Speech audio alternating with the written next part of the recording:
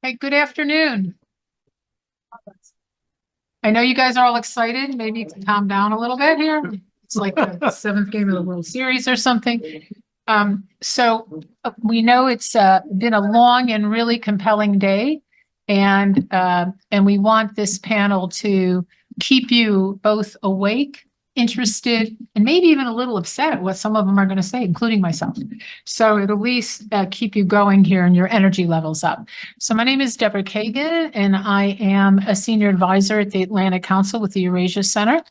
And I am delighted that Margarita asked me to moderate this panel today. And we have a very auspicious crew here, and they're all very opinionated, which I think is a good thing. So I'm going to start by, we have Ambassador William Courtney, who is an adjunct senior fellow at RAND, Ambassador John Herbst, who is the director of the Eurasia Center at the Atlantic Council, Ambassador William Taylor, who is the vice president at United States Institute for Peace. And we have His Majesty, Peter Mattis, who's the head of this. And I prefer to be called Empress of the World, as I say jokingly to people when they ask me my title. So, so glad that you're all here with us today. And I think because it's been a long day, we're just gonna kick this off with a couple of questions, and we're gonna start by going left to right over here. So my first question is, you've looked at what this is about. This is about the U.S. was not necessarily prepared for the collapse of the Soviet Union. And my argument is that, as with most things, those of us who've served in government, regardless of administration, we might have lots of plans on the shelf, but when it comes to crisis, we tend to act very reflexively, don't we? I mean, it's just like, oh my God, what am I going to do? And we rub our hands together and people throw out ideas, and some of them are palatable and some of them not so much. So I think this is a great conference and a great question to ask. So as I want to start with you, Ambassador Courtney, just say, please give me a few minutes on what the key issues you would highlight if the collapse of Russia happens, and how would you recommend the United States respond? Thank you, Empress. Appreciate it. So it'll be different. The last time the Soviet Union collapsed, we in the West generally treated most Soviet people as innocent victims of totalitarian rule. This time, if there's a collapse, in the West, we're going to take a more careful, skeptical approach. Most of the citizens of Russia backed the illegal annexation of Crimea. A majority may still be supporting even the war on Ukraine. So our focus will be different. The last time the Soviet Union had been bankrupted, literally, at the end of Gorbachev's reign. So we rushed out, project Provide Hope. We flew large cargo aircraft full of medicines and food to the former Soviet Union. It was a very hard winter, 91, 92. And then we enacted something called the Freedom Support Act, $2.5 billion of assistance after that. We really went all the way.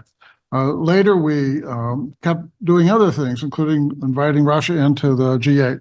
That won't happen this time. This time, we're going to have higher standards. We are going to make sure that if Russia wants to be received in the West in a better way, that they're going to have to perform better. But there will be some things that won't change. One will be that there will be eagerness of Western business to get back into Russia, and particularly for Europe to obtain access to Russian gas, Russian energy, especially gas. Energy prices in Europe are 2 or 3 times higher than in the United States. For a lot of companies, Germany is a particular problem. The energy costs are so high that companies are no longer competitive. Some German companies are actually moving to the United States because our energy prices are lower. So if there's a regime change, but it will depend on the type of the regime change. If it's a liberalizing regime change, as occurred the last time, then we will be more open in the West. If there is not a liberalizing regime change and Russian troops stay in Ukraine, then we will keep the sanctions on, we'll keep aiding Ukraine militarily, and hopefully we will retain the $300 billion in central bank assets. Thank you. Over to you, Ambassador Herbst. Look, there is a a conceit in Washington. Maybe not surprising given the now almost 80-year run we've had as the world's indispensable nation, that somehow we're able to determine events in far-flung places. And maybe as a result of our failures in the greater Middle East over the past 20 years, we understand that's actually not possible. And I would hope that our policymakers, if in fact Russia were to begin to fragment, would understand the limits of our power.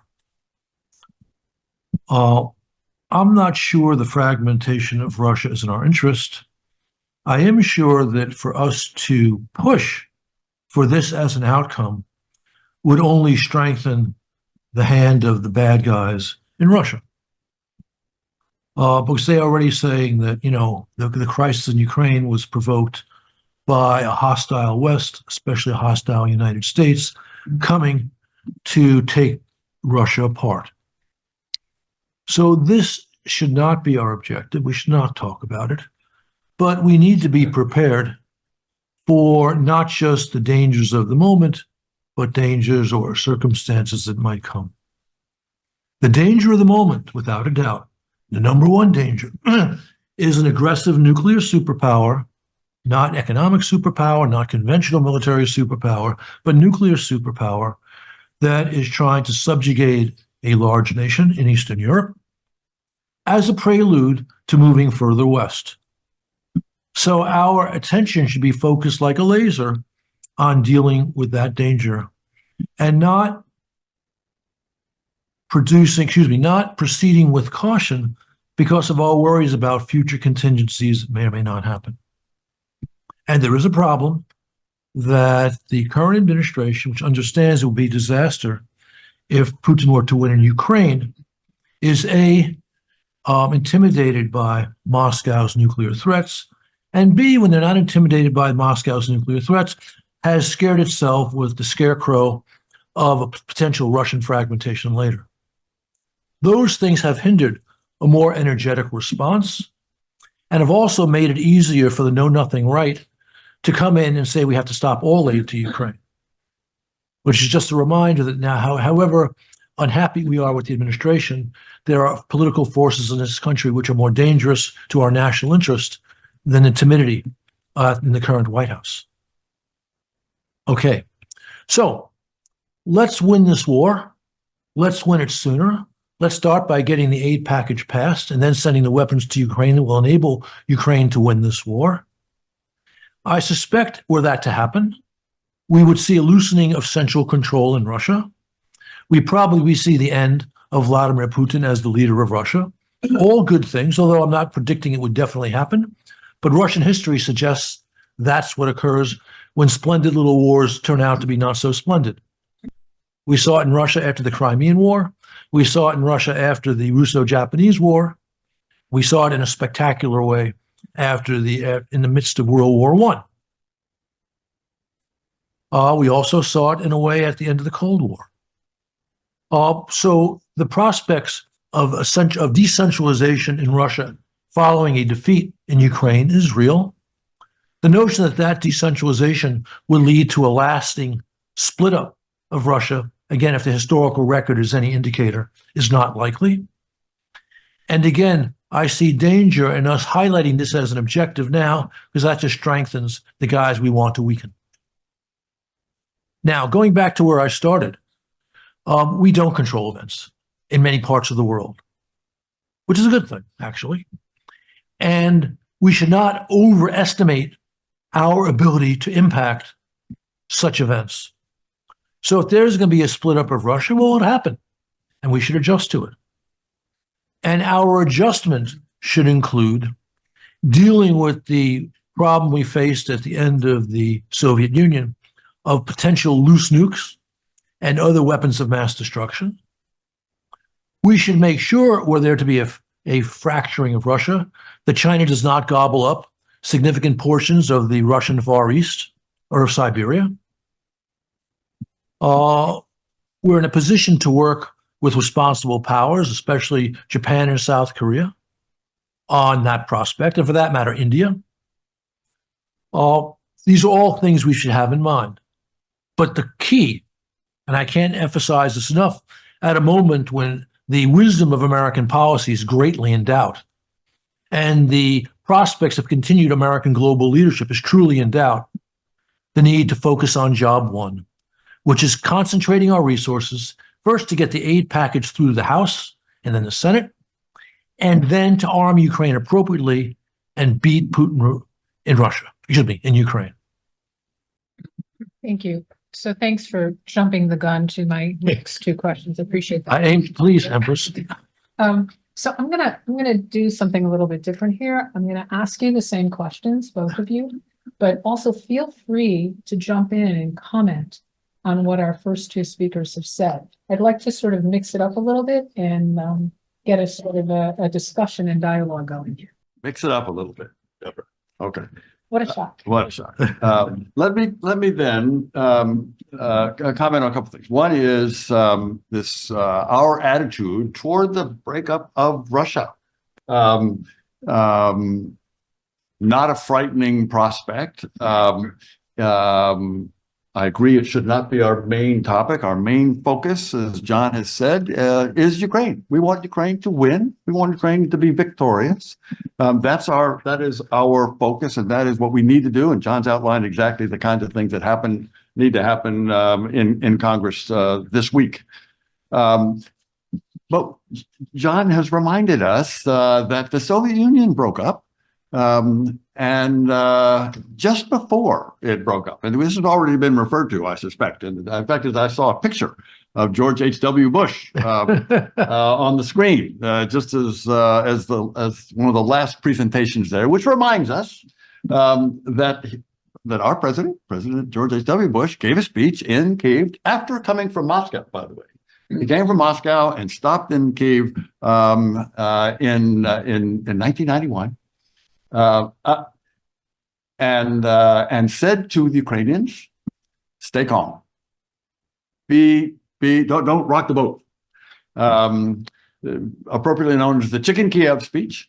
And my bet is, and here's where I disagree a little bit with John, I haven't heard anybody in this administration who's ready to give or has given or is thinking about giving a Chicken Kiev speech. I've not heard this.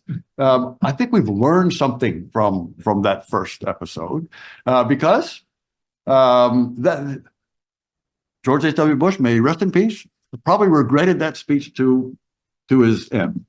And that's not to be repeated. And I don't think there's a danger of being repeated. And because we remember what happened. Soviet Union disappeared, imploded, as everyone in this room knows much better than I, and the sky didn't fall. There's a lot of work to be done, and John's outlined a couple of things that need to be done on nuclear weapons. There was a concern, I think Bill mentioned this big airlift in 1991, 1992. We were worried that there could be humanitarian disasters across. Well, we've learned some things. And that should not be our major concern. Our major concern, again, should be focused on Ukraine, providing the weapons and the other support that Ukraine needs to win to stop Russia in Ukraine, to move them back out of Ukraine. Then what happens in Russia is up to the Russians.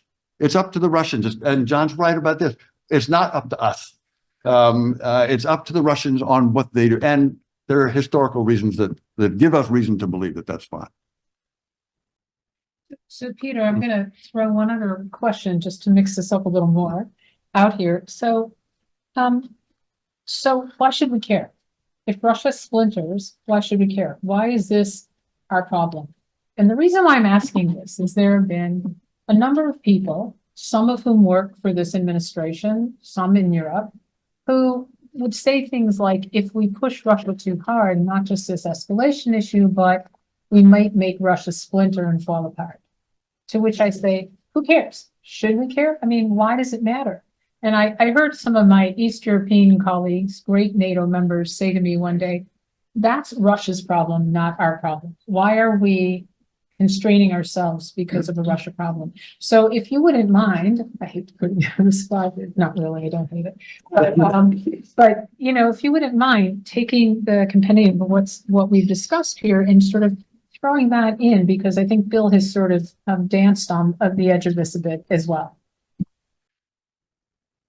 I will say to Ambassador Earp's comments about balancing one contingency versus something that's happening now, as someone who leads a small staff that covers everything from the Bering Strait to the Baltic and back to the South China Sea, I feel in a small way the administration's pain of having to think about the world. The so what of this, I think, is a very simple and very human one, which is why should we care? It is simply that the dissolution of a political order always leads to harm and moral consequences for the individual living in that political order. And I can't think of a single example where a political order has been dissolved, where a country has been conquered in some form remade, where you do not have a tremendous amount of human consequences on the ground, whether it is in the form of food shortages, energy shortages, inability to move things across the country, inability to get an economy restarted. And I think that this is one of those things that's easy to forget, that there are a lot of human consequences to this kind of thing. And that's why to go back to some of the comments, I'm not sure, we should be humble about our power and our ability to influence the world, but we should also think about what are those things that we can influence. If we want the Russian people to decide what happens when it is fracturing, if the country is falling apart, then one of the things that we did learn from the 1980s and the 1990s, and indeed before that, but those were when the major studies were done, is that when the army is called out and it shoots on protesters, that pretty much forecloses the possibility of democracy. And so if I were to think about one piece that we should be trying to affect, and not just simply saying that, well, we can't see what this is. If we want the Russian people to have a decision about their future that they don't currently have, then we should be thinking about how to affect the decision-making of those with the weapons and those who might go out on the street. Because we want the Russian people to have a decision and to be able to make a different set of choices. So let's pull the thread on this a little bit more. So I was thinking while you were talking about this shooting on your own people, I was thinking that happened initially in Poland when the Jaruzelski government fell apart, but it quickly was dismissed. So I don't think that's always going to be the case of this happens and then everything falls apart. Democracy ensued after that. So I just highlight that one example where it was not a permanent condition and it did not lead to more authoritarian rule. But I want to pull the string a little bit on this, because we've talked about nuclear weapons, we've talked about power, Ambassador Courtney, Ambassador Taylor, Ambassador Herbst. I'm just going to call you by your first names. Good, we like that. It's getting a little long for me. We've talked about this, but doesn't this then argue for the United States to be more clear about its deterrent capabilities?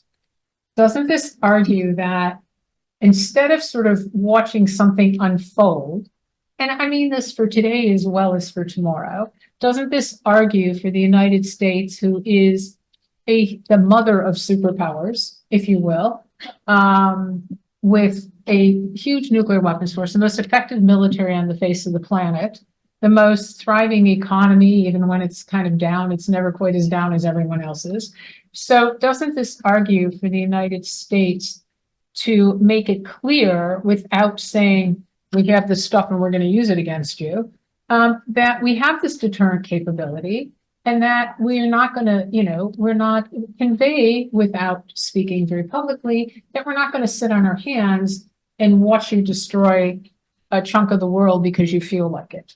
And is that something that's been missing in the last few administrations? Is it something that you think would be missing in the future and could lead to disastrous consequences on the ground if Russia falls apart? So who wants to go first here?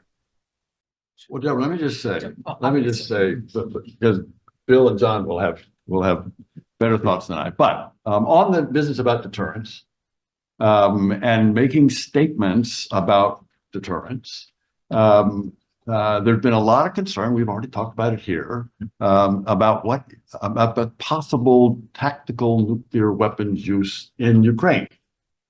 And when that was a concern, a real concern, a year and a half ago, the administration, I say to its credit, made a very clear statement saying, if the Russians use tactical nuclear weapons in Ukraine, there would be catastrophic consequences for the Russians. We've all had conversations with people, but I've had conversations with folks in the National Security Council about this exact statement and comment. It was not made off the top of Jake Sullivan's head. It was not a throwaway line. It was well thought out. It was well thought out over time. And the Pentagon knows what catastrophic consequences would be. They have plans.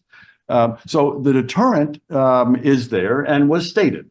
Now, your question is a little different. What happens in the case of the breakup of the Russian Federation? And the deterrent concern there is, but John and Bill were about to say something before I jumped in.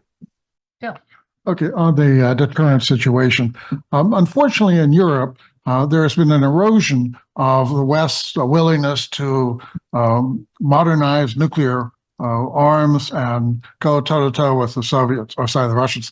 So 4 decades ago, when the Soviets secretly deployed an intermediate range nuclear missile called the SS-20 to Europe, NATO got together, made a decision that we needed to deploy a counter to that, which we did. All 5 of the NATO countries, basing countries, deployed that system. And then later, when the liberalizer came to power in Moscow, we were able to negotiate the INF Treaty, abolishing them on both sides. Most recently, the Russians again have secretly deployed intermediate range nuclear missile opposite Europe. No reaction in the West, no demand in NATO to revise nuclear doctrine or consider deploying a counter. It's been met with silence. So it is possible that the threats that we are seeing constantly now from the Kremlin are in part due to Kremlin perception that we are not as serious about the nuclear mission as we used to be.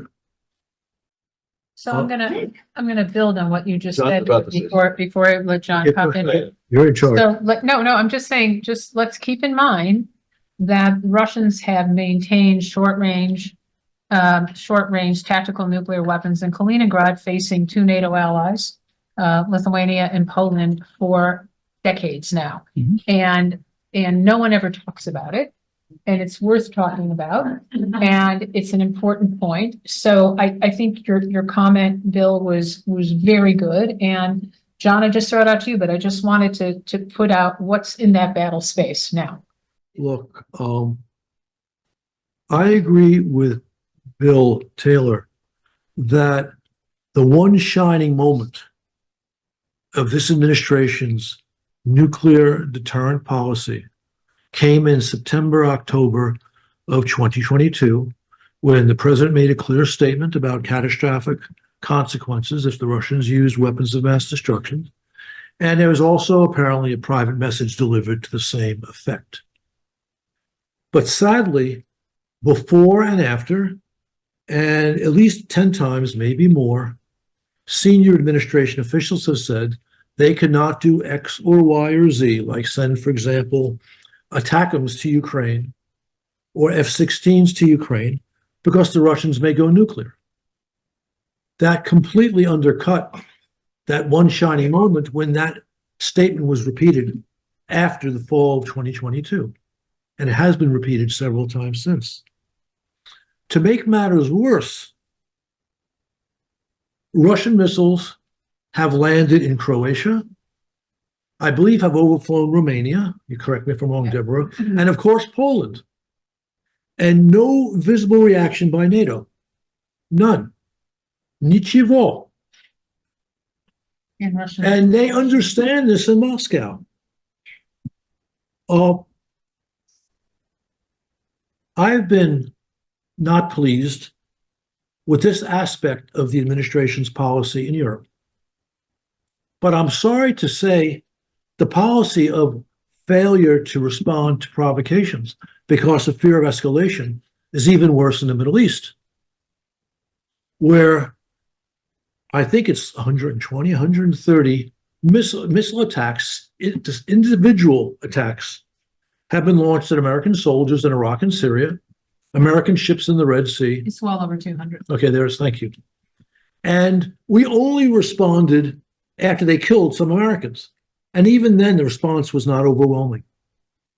So there's a tendency on the part of our current national security leadership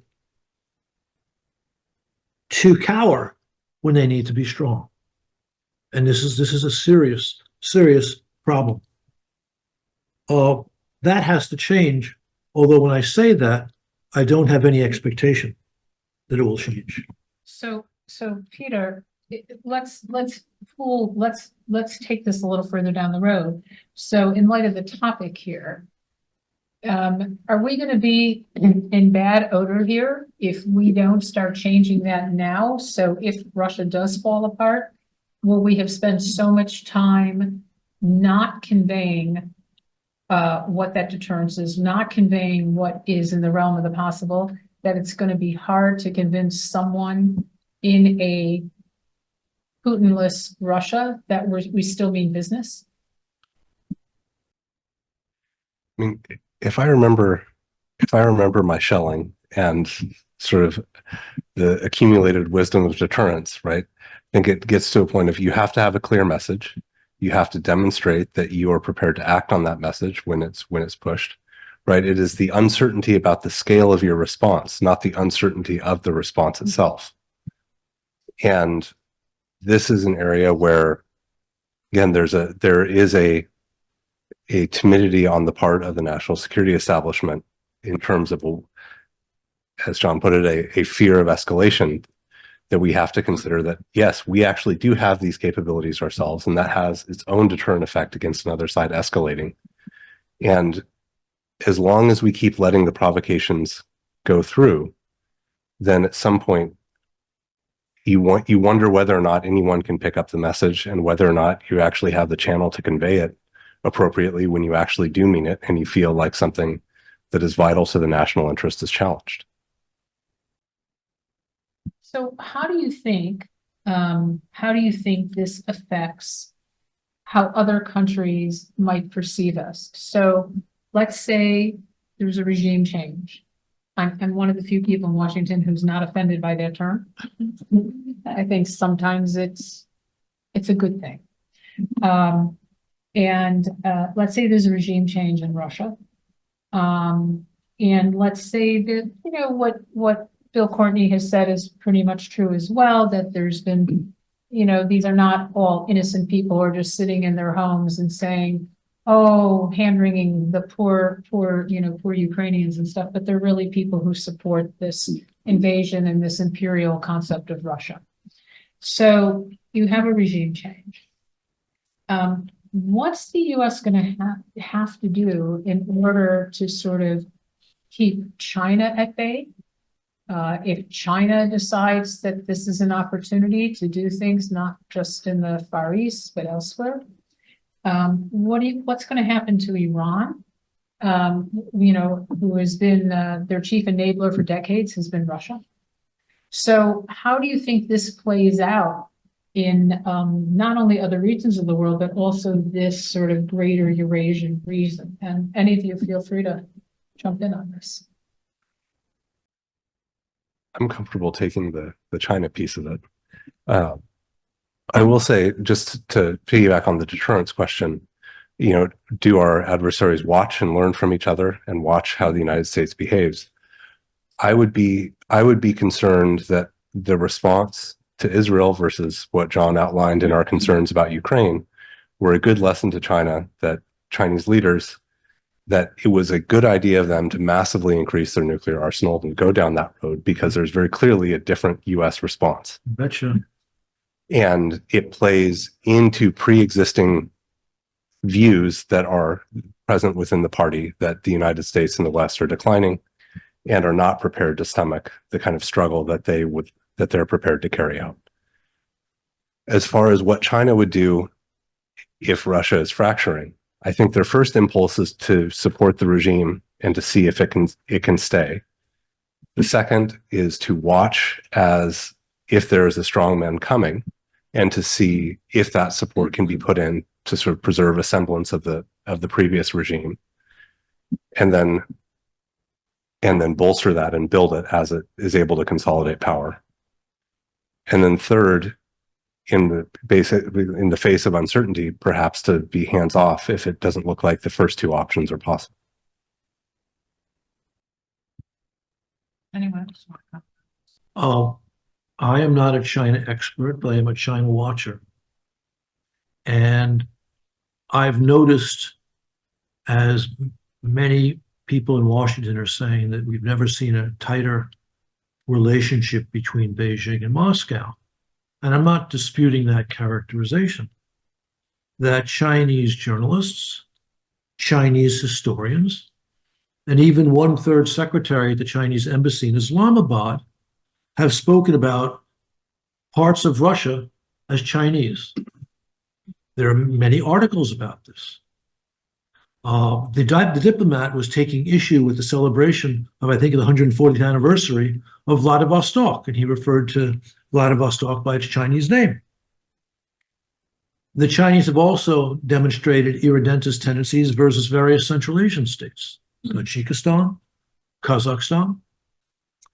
I don't have any doubt that this is China playing the long game, signaling now its intent for the future.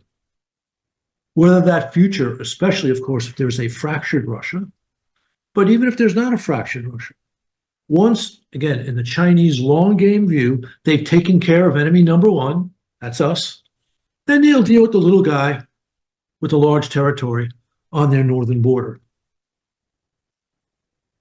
The interesting thing for someone who is a Russian expert is that it's verboten to say this in Moscow. We know there are Russians who understand it.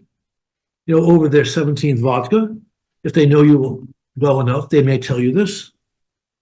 But in public, it's просто молчание. Mum's the word, because it cuts against the current myth that the Kremlin is propagating. Because, Putin, the great tactician, is actually making Russia weaker, facing their real adversary, which ain't us.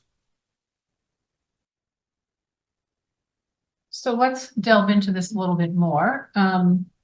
Early on in this war, Russia was very hesitant to move equipment from the Far East because it still felt it had China as an enemy here. And it wasn't until they got desperate for resources that they started moving things out of the Far East into this fight with Ukraine. And because they were still worried about China. And I'll just tell you one little brief story, and you can comment on this. It's what Peter's been saying, what John's been saying here, which is many decades ago, when the Russians still had generals who had 5 stars, like Generalissimus. like bushels of them. We had one of our first meetings at NATO on nuclear issues, one of these plus Russia meetings. And I was sitting with this general. I got voluntold by the State Department to go and do this meeting. And I was sitting with this general, and I asked him, would the Soviets or Russia ever go to war with China? And he smiled and he started laughing. And I think he had a lot of French wine at that point as opposed to vodka. And he said, on day 1, we kill 5 million Chinese. By day 3, they had killed like 20 million Chinese. By day 7, by day 6, it was something like 30 million Chinese. And then he said on day 7, they'd win because they would just have more soldiers, more personnel than we would. And not a good idea, because we would end up losing, because there was no way we could keep up with those numbers. This might be Russia's same logic on Ukraine, war of attrition. But I put that out there because one of you, Peter and John, you talked about in different ways, the long game. And the United States, as we know, is not, we have the patience of a gnat, I like to say. We're not very good at playing the long game. But our enemies, who also get a vote, do like to play the long game. This is what China does. This is, what Iran has done. We're just going to keep chipping away and see what we can do.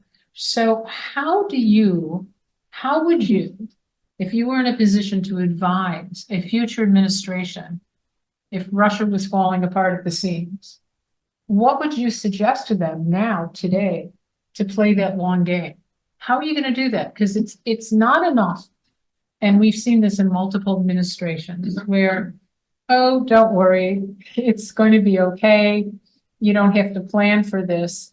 And my favorite expression, and most of you have heard me say this before, is the enemy also gets a vote.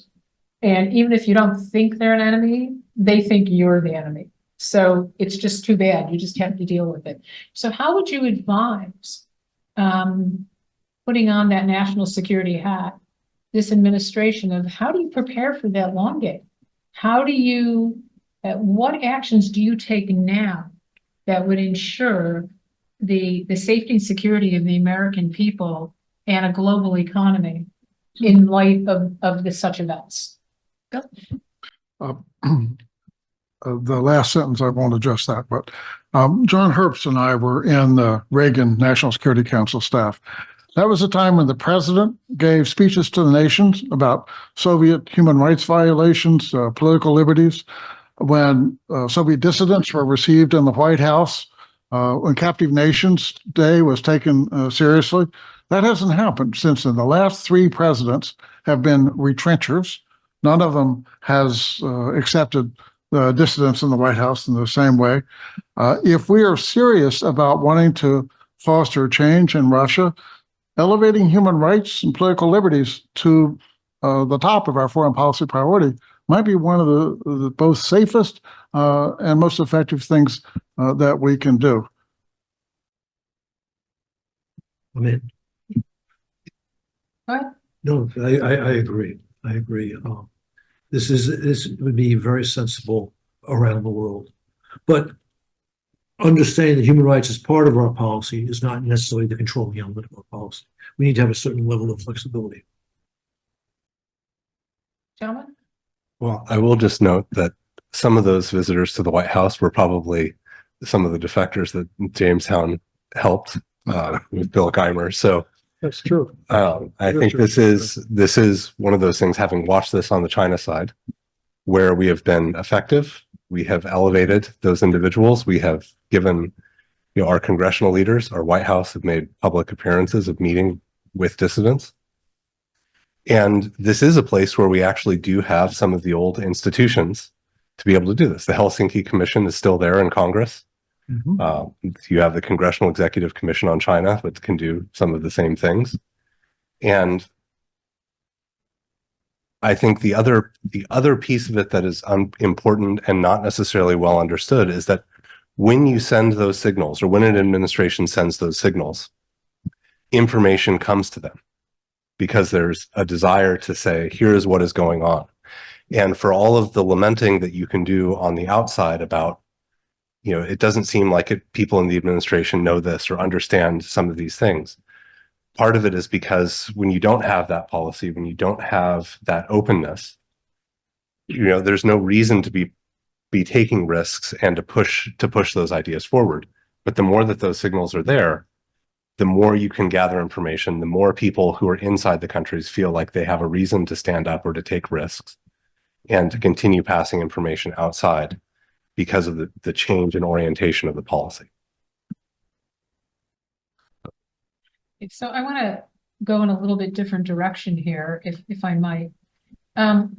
We've seen this all throughout this Ukraine war, where there are people both in the United States and in Europe who are eager to try to find a solution to the war so they can go back to doing business as usual with Russia. This is, I don't know why their minds work this way. I haven't yet figured that one out. But it leads me to this next question for all of you, which is that if there is a regime change do you think, and Bill, you sort of alluded to this early on in your comments, do you think there's going to be a race to sort of rehash this relationship with Russia very quickly? I like to say that too many administrations allowed the arms controllers and the non-proliferation people to make fundamental policy for the United States government.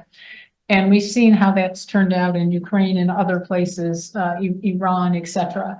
I don't think it ends well in those places, but I still hear from these arms control people who are champing at the bit to sort of, we've got to get another, discussion. The administration has just started having ASAP discussions with Russia again. It's kind of crazy when you're taking, weapons hits from all over the world.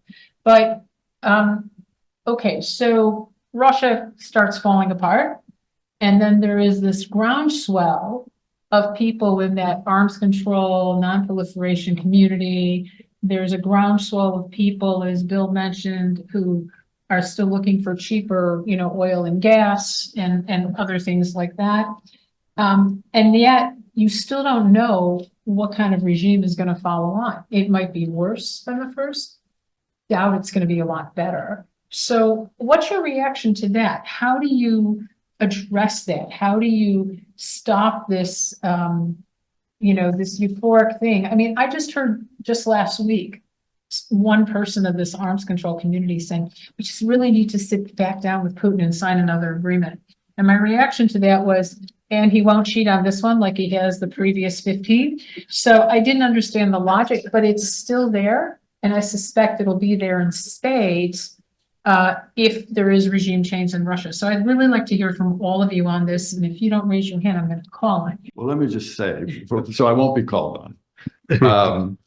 That one of the things we should be doing now, you asked an earlier question about this, is making it clear that should there be a regime change, no matter what the nature of the new regime, that is worse, chaos, better, we should keep our powder dry. We should assume that nothing is. We should be very clear that the sanctions, getting to the business about business, going back in, and we should be very clear that in any case, whatever the new regime is, the sanctions stay on until they're totally out of Ukraine, until they're all the sanctions that were put on for whatever reason, whether it's Crimea or whether it's Donbass, whether it's the current ones.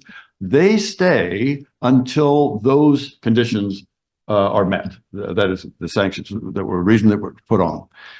And we need to do that in advance. We need to do that now so that you don't have this rush back. So everybody understands that the sanctions stay on until the reason that they were put on are solved. So that we should do now and make it very clear that the sanctions do stay. If there's liberalizing regime change, as there was in 1991, the new government will come to us in the West and say, we need help to fight off the hardliners, the communists and others, and they'll ask for us to bend over backward. In the previous case, there was a proposal for a so-called 500-day economic support package to come from the West. That did not get approved, but it was symptomatic of the thoughts then. So there will be difficult decisions that Western governments will have to make about how much support to give, whether to ease off on some of the sanctions, for example, if the liberalizing government makes some positive decisions. I personally am not so pessimistic. In the past, whether it's Crimea War or other things, when the correlation of forces turns adverse to such an extent as it has several times, and I think is the case now, the Russians have had to liberalize in order to get out of the box. And right now, the correlation of forces of Russia is going down at a pretty dramatic pace. At some point, they're going to have to figure out a way to arrest that. And that may involve pulling out of Ukraine. It may involve trying to have better relations with the West. It may involve thoroughgoing economic reforms or some combination of those.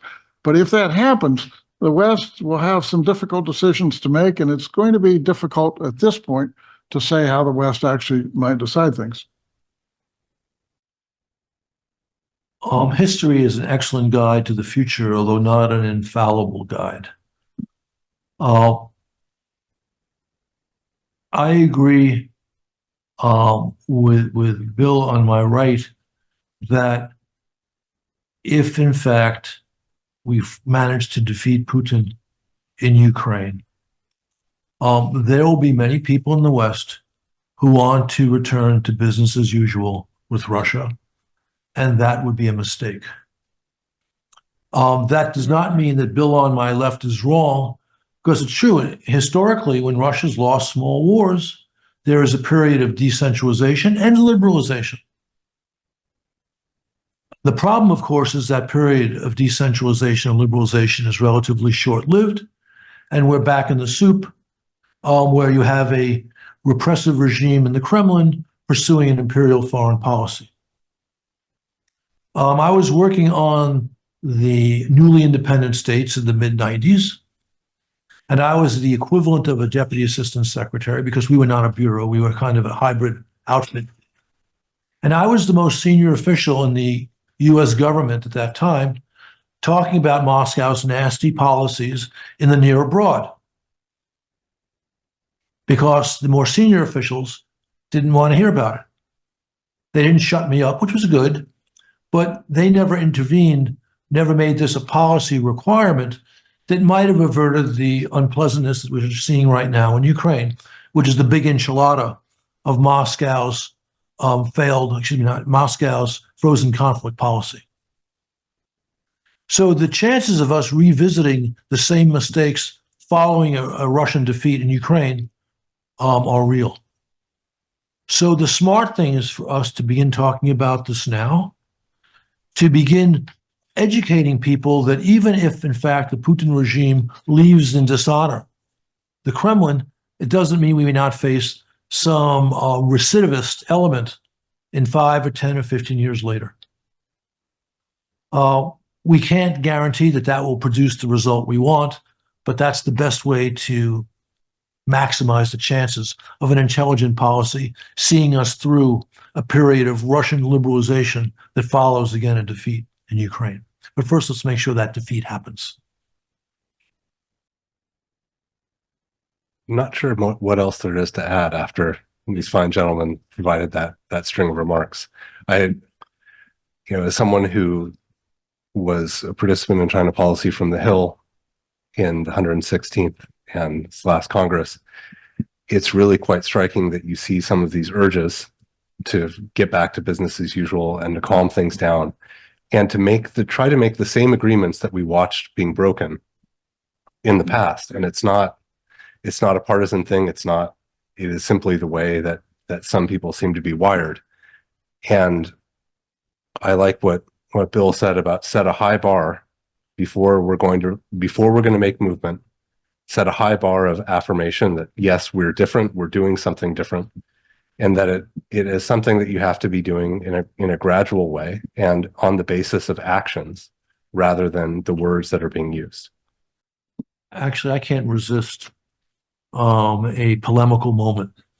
One of the American intellectuals responsible for the not so successful shock therapy economic policies in Russia in the 90s is now blaming the Biden administration, which does have some flaws, as you noticed from my comments, for all the destruction being visited upon Ukraine. So here's a gentleman who's been spectacularly wrong twice on a country's policy about which he knows very little. And I won't mention the name, but I think most people in this room know who I'm talking about. Yeah, I'm gonna open it up to the room here in a second, but I want all of you to think about this as well. I used to say that there's no threshold so low that Vladimir Putin can't trip over it. And what I mean by that is he wanted less NATO, he got more NATO. He's single-handedly responsible for 2 longtime non-aligned countries joining NATO.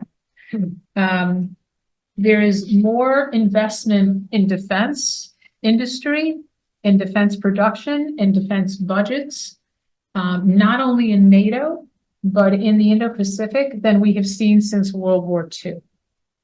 And this is a positive progress from my perspective. And it's one that I don't want to see reversed with another one of those post-Cold War feel-good, sit around the campfire and sing songs together. And so when you ask your questions, I'd also ask you to have that perspective in mind, which is this is good for the safety and security and the future of Western democracies. So how, when you ask your questions, how do you preserve that even if Russia falls apart, even if you're dealing with this new thing, that people don't enter into another age of euphoria that causes them to put their guard down so severely that it's going to take 20 years to fix it. So, Margarita. Okay, one quick comment regarding the high threshold. It's not just withdrawing from Ukraine. It's also the two other conditions that are extremely important: paying reparations to Ukraine and prosecuting the war criminals. If we put this, if we stick to these three elements, there won't be any chance for this regime or a substitute regime of similar kind to get away. Because that's a longer process, and that's a process of holding the nation responsible for what they've done. But my question is about a different matter. Russia falling apart. There could be many ways of rupture in Russia. Could be civil war, the militant groups, elite fighting and real war between them. Could be secessions, could be separatist movements, could be many things that could happen in Russia. And we don't know what exactly is going to take place. How do we protect those peoples that are captured nations within Russia? And how do we protect the countries that neighbor Russia? Central Asia, the Caucasus. How do we make sure that the violence or whatever kind of violence happens, if it happens, is not spilled over the borders of the Russian Federation as well? Excellent question. Who would like to take first crack at that?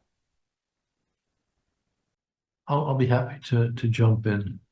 I am skeptical that we'll be able to hold Russia to account in terms of the war crimes.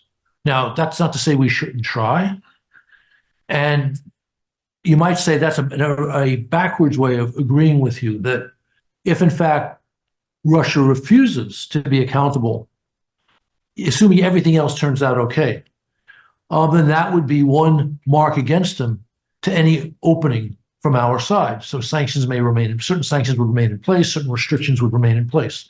Because their failure to do that, of course, increases substantially the odds of a return to that pattern of behavior.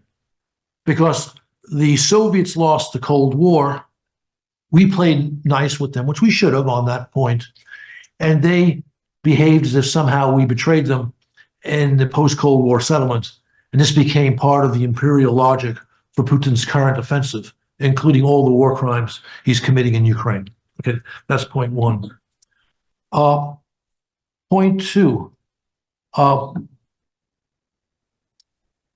we need, again, to stay closely focused on what Russia does once we're in the new circumstances. And I'm just repeating now what my colleagues have said, which I've endorsed, which is our relationship gets closer, gets better as their behavior gets better. And meanwhile, we keep our powder dry to ensure that we are in a position to stop them if they come back to bad ways, which means we have to keep our business people in check. We have to keep our Kumbaya crowd in check. We have to keep our fatuous arms controllers in check. There's a gentleman who about that. Yes, you've had your hand up for some time.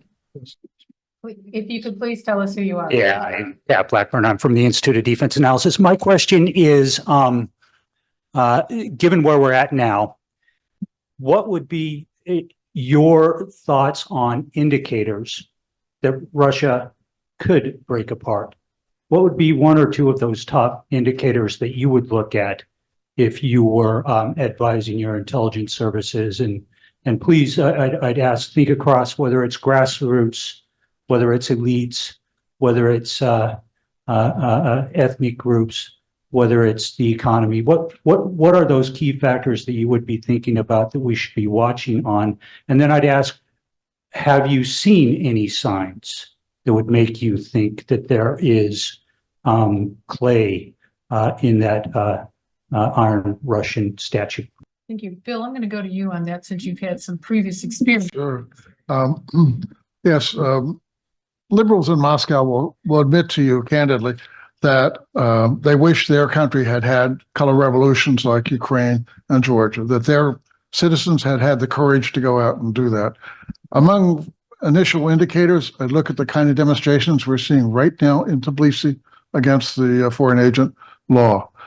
A color revolution, if it comes to a color revolution, that may be the point at which a potential breakup of Russia has a greater probability. I don't think it's a high probability, but it could be a greater probability. But looking at demonstrations, for example, the kind that we saw on Bolotnia Square just over a decade ago, they petered out. But if those kinds of demonstrations come up and don't peter out and gain some momentum, then that could be a good INW indicator. Bill's right in terms of fracturing within Russia, but you also have seen many indicators of different ethnic groups, different republic or parts of Russia demonstrating their unhappiness. You see it in Dagestan, you see it in Komi, within the long Russian ethnic areas. You saw in Khabarovsk in I think it's 2019. We know that there's been unhappiness in the Russian Far East because everything in Russia is controlled from Moscow. So there are already indicators of how things might fracture. Hey, If I could wait, there was one other hand. Oh, Peter, please. I'm sorry. just make a very, very quick one on this, that I would look for cascading crises where you see one sort of spill into another and spill into another, where you actually do have a set of connections between them, and that there's a conscious set of connections between the individual demonstrations and crises. And then the second way is that all of these different demonstrations that we are seeing start becoming connected, right? They're already there. It's not a question of cascading, but to see that connective tissue between them keeps growing and thickening, and that people in these different areas start saying, look, the problems that are here are the same problems that are there, and we are all in this kind of issue together, rather than being isolated sort of individual local responses to local issues. Thank you. I like that cascading piece. You see who has their hands up better than I do, so I'm gonna leave it to you to.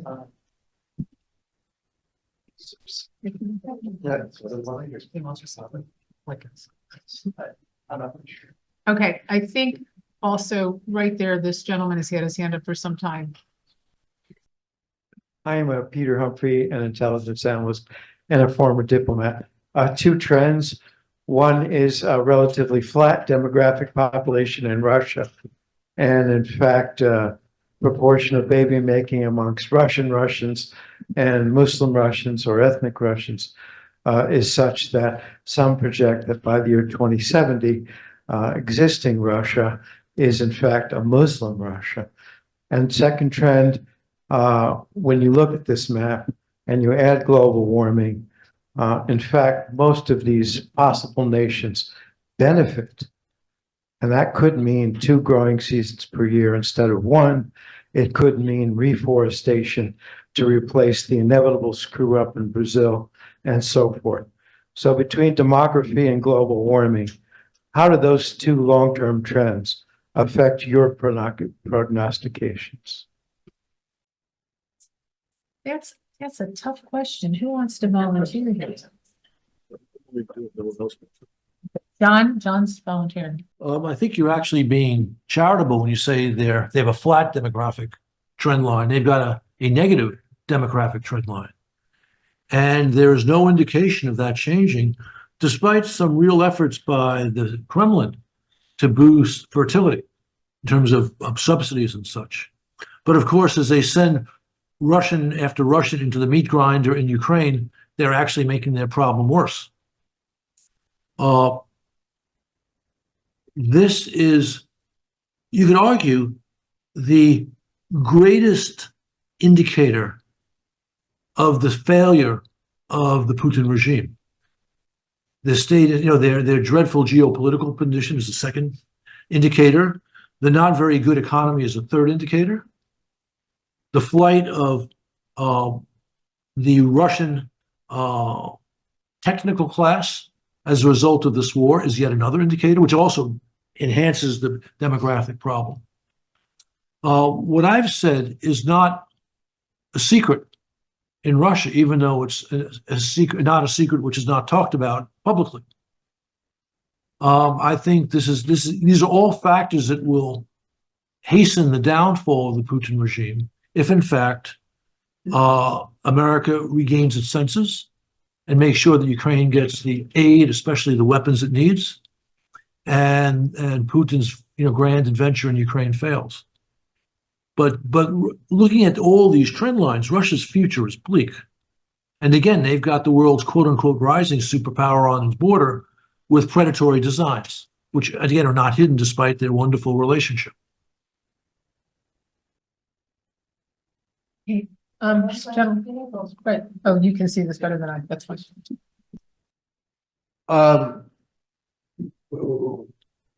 John said that history can be a guide, but it's infallible. And I agree with that. William said that in 1991, 1992, we helped Russia after the breakdown of the Soviet Union, and it seems that we regret that now. In the past, we had the opportunity to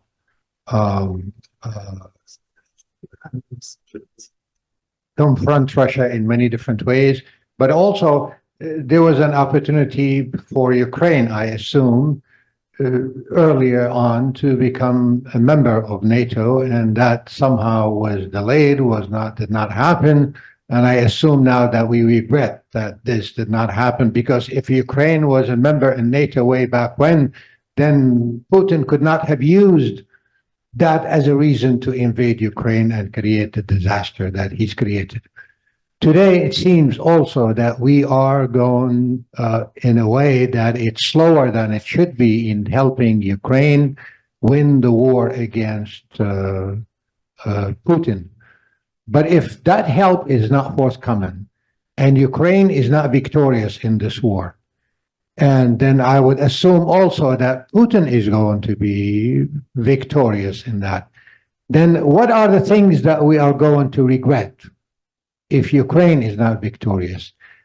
And I would think that primarily this would be that there will be no disintegration or fracture of Russia if he is able to win this war. And all these things that we're hoping to happen in a good way that probably would not happen. So what would be the consequences if Ukraine is not victorious in this war, and how would this affect, I guess, our world? Thank you. I want to there's been a woman in the back there who's had her hand up for some time, and I'm going to ask her question as well, so we can have the panel answer both of these as the last questions, because I'm getting the high sign that we're done after these two. But okay. So let's take these two together, if you can, please. Yeah, my name is Asit, and I am the Deputy Minister of Foreign Affairs of the Chechen Republic of Ichkeria. And I have a question for our well-respected ambassadors. Mr. Ambassador Herbst said that we need to arm properly Ukraine, and we need to beat Putin. Ambassador Taylor said that we want Ukraine to win, and this is precisely what our government has been saying, and our government stands firmly with this, and our government really thinks that it is essential to support Ukraine. So my question is, don't you think that supporting the independent Chechen Republic of Ichkeria and recognizing its sovereignty would facilitate Ukraine's way to victory? Thank you so much. Thanks. And then there's one other question we're going to take, and then.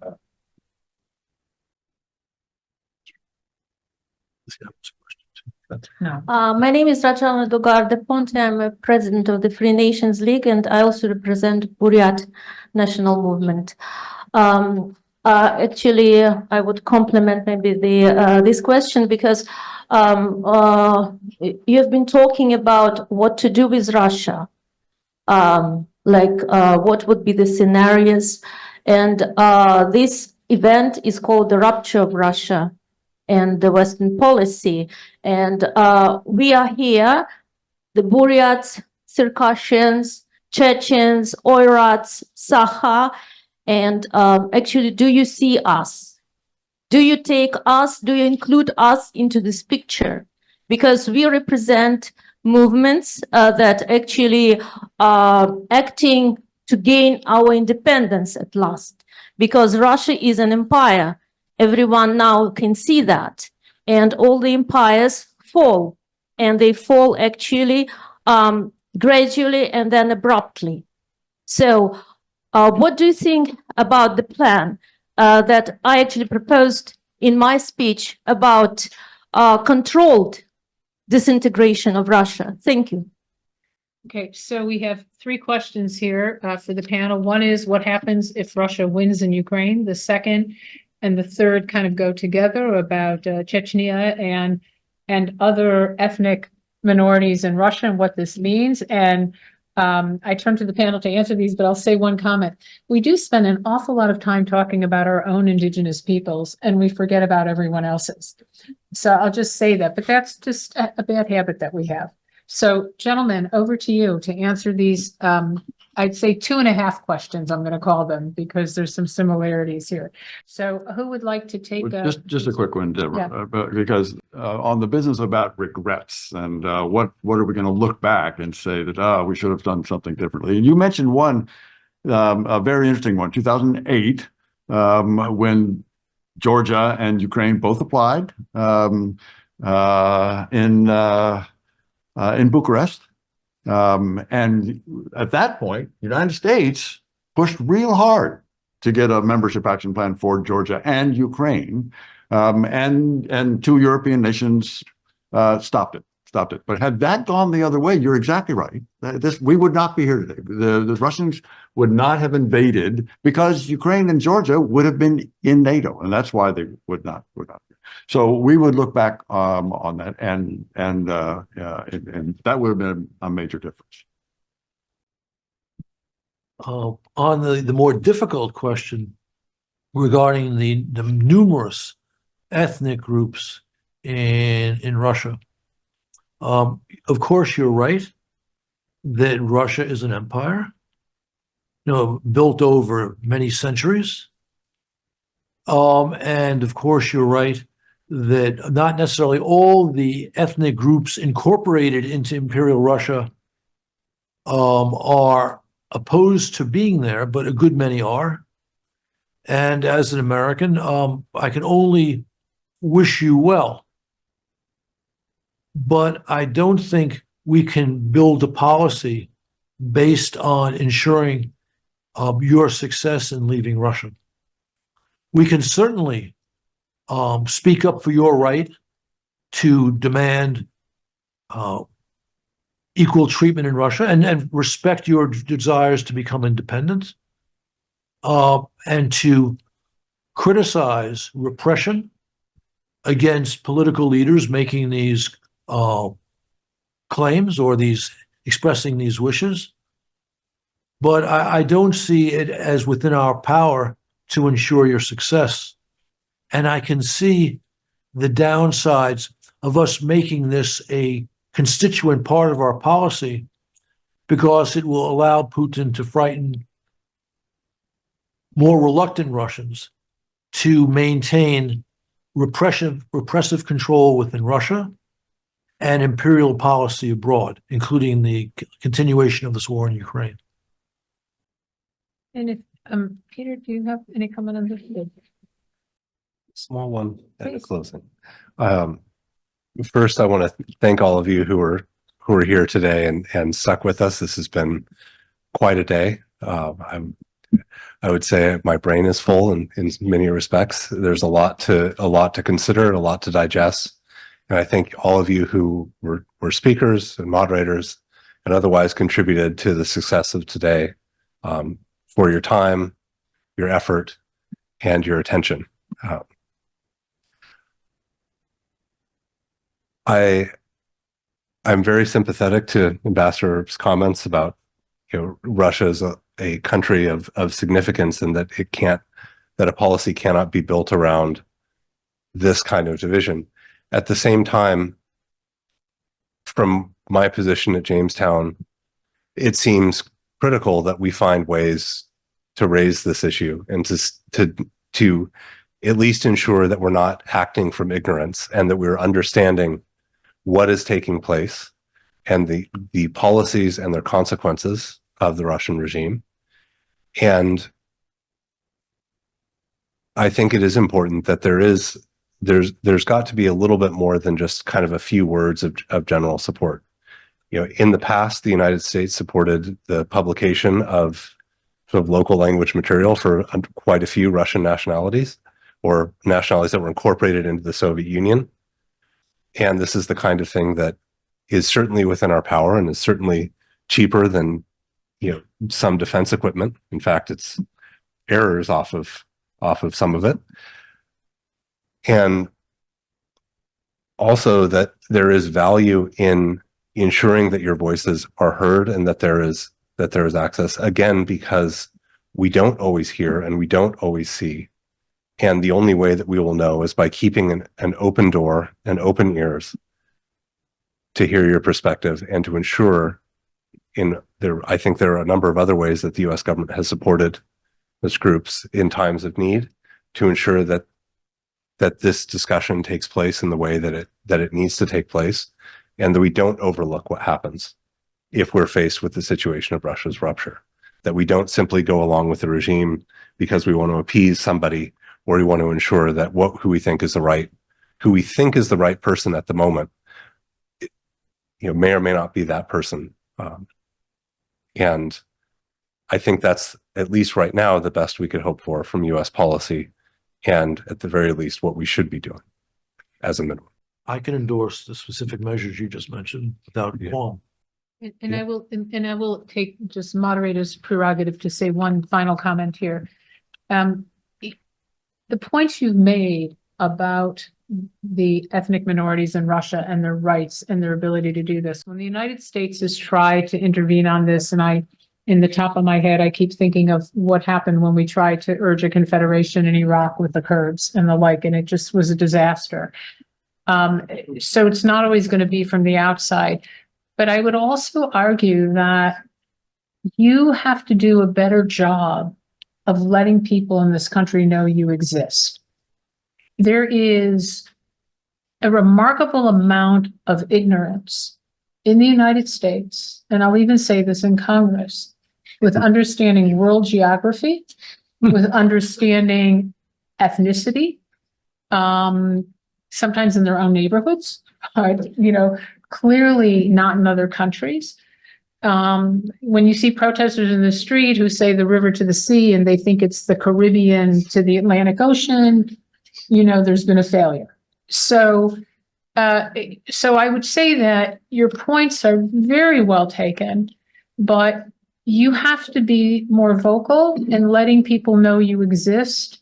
It took forever for any administration to even understand what was going on with the Uyghurs in China, as Peter knows. And that was a huge thing with a lot of attention. And so understanding what goes on in Russia, I'm going to bet you right now that the vast number of people in Congress, other than maybe Chechnya, have no idea of the other ethnic minorities there. And so I urge you to be loud and clear on this, to make your presence and your desires known, because you can go into great graduate programs at very expensive universities here, and they will not know what you're talking about. I guarantee that. So be more vocal, be more obvious about it, and keep beating that drum, because it's the only way we pay attention.